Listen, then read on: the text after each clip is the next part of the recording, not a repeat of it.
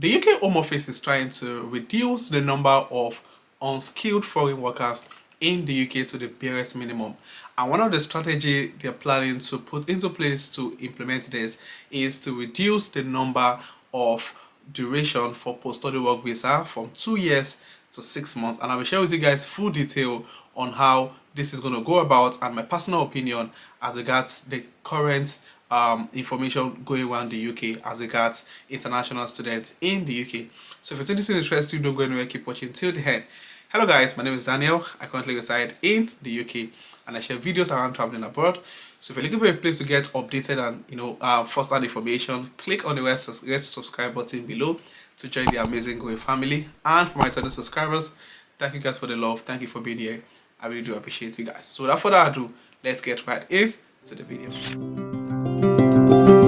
As you can see on the screen, there's a news going on as regards the Home Secretary planning to force out international students who are unable to get skilled work visa within 6 months after their graduation.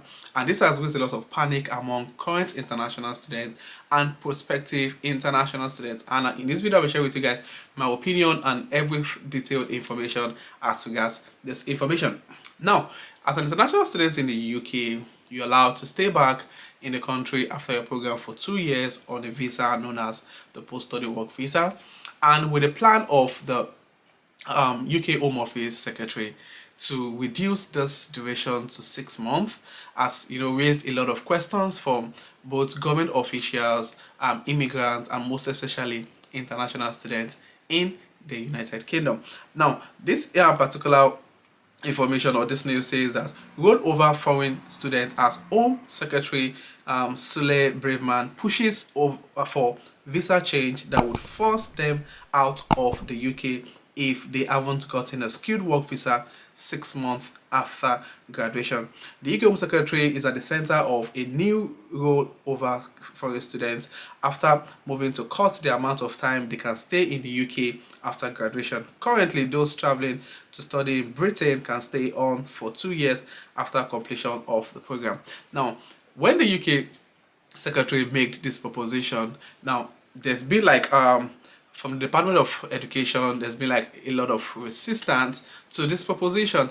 Now, I wouldn't blame them, to be fair. The Department of Education understand the fact that international students generate massive revenue to the UK government, and the only thing, or one of the things that makes the UK attractive for international students is the post-study work visa. So if they decide to take away the post-study work visa, it takes their leverage, what makes them attractive to international students over other developing students. So, but the Department of Education is said to be resisting the Home Secretary's plan to cut that to just 6 months, after which they have to have a skilled job that makes them eligible for a work visa or leave the UK, which is exactly the plan of the UK Home Secretary.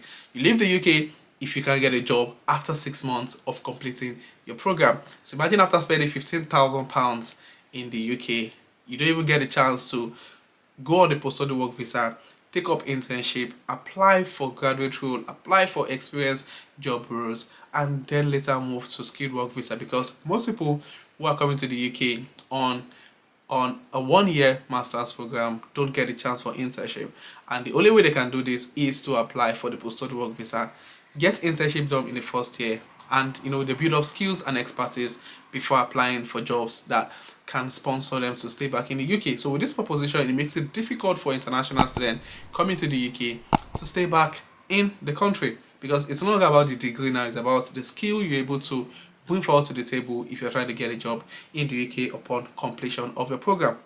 It is the latest twist in a long-running rollover foreign students numbers. The Home Secretary has committed to cut immigration and subsequently reduce the number of unskilled foreign workers coming to Britain from 239,000 to the tens of thousands. And that's a plan, because they feel that most international students completing their program end up taking unskilled jobs, and they feel, according to them, they feel that this is not adding much value to the economy, which is obviously not true, because most of the international students in the UK are not just paying massive amount of money for tuition fee, they are also paying tax. Every single work you do in the UK, you end up paying tax back to the country, back to the government. So it's really unfair, but the truth is, it's their country, it's their rules. There's nothing we can do about it. We just have to abide with their rules. But I just feel that as international students, giving them 6 months or giving us 6 months to stay back in the UK upon completion of the program is really unfair. But what can we do? You're in a foreign land, so you have to play by the rules, or you go out through the door.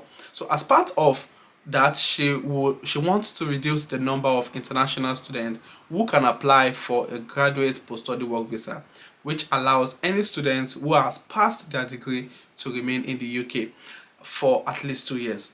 But education officials fear this will make UK less attractive to foreign students who pay far more than UK students for their course and are a major source of income to revenue. For me, I wouldn't say international students are a major source of revenue for the country, for the universities. We are actually the source of revenue.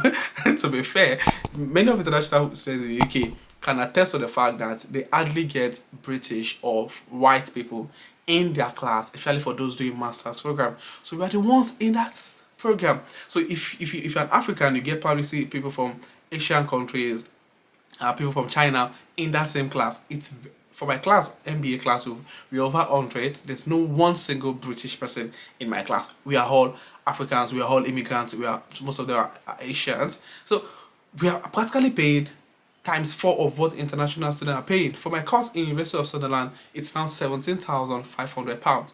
While our counterparts, British students, who are not even coming to study in the school anyway, pay just £3,500 for the same program, for the same degree, for the same certificate.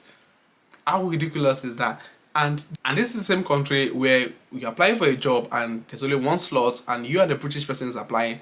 They're going to prioritize the British person over you, especially if you've both got the same skill set. Now, organization will prioritize people who have got more skills regardless of your ethnic group. However, if you have the same skill set with a British person, they would prefer to employ the same British person over you as an immigrant. So it's really ridiculous. Anyway, so as seen on documents seen by the Times argue that the 2-year visa in line with most of the UK's competitors, apart from the US, which offer a year-long visa. But a Home Office source told the paper that the route was being used as a backdoor immigration route by people taking short courses at less reputable universities.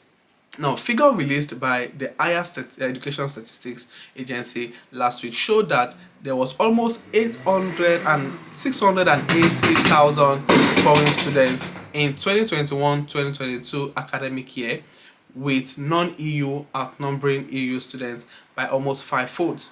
It means it has already met a target of attracting 600,000 a year by 2030, set in 2019.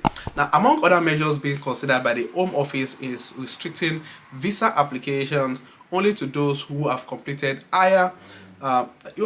studies in high demand subject areas such as engineering. So another way they're planning to implement this is to make sure that those who are eligible to apply for post-study work visa are those who have studied courses that are applicable or are relevant to the shortage occupation in the country, which are courses like engineering, nursing, and among many others. So university bosses have hit out at plans to reduce the number, saying it has sent a message that the UK is unwelcoming and hostile to international students who bring over £25.9 billion per year to the UK economy through fees and spending, and that's the reality. So I don't want to just share your opinion with us in the comment section what you think about this update as regards to reducing the number of years for the post-study work visa, because it's going to make UK very unattractive to international students. There are other countries that accept international students. Go to countries like Canada. After your 1-year masters, you get 2 years post-study work visa. Before the 2-year post-study work visa, you've gotten a job. In 3 years, you've got your ILR, and in 1 year, you've got your citizenship.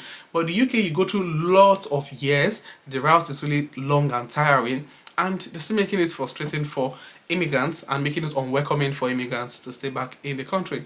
But however, the UK is an amazing place to live, to be honest, but their rules changes almost every single time, and most time is usually unfavorable to international students and immigrants in the UK. That's why I tell people, if you're coming to study in the UK, please ensure you have a second plan. While studying in the UK, apply for PR in Canada, in Australia.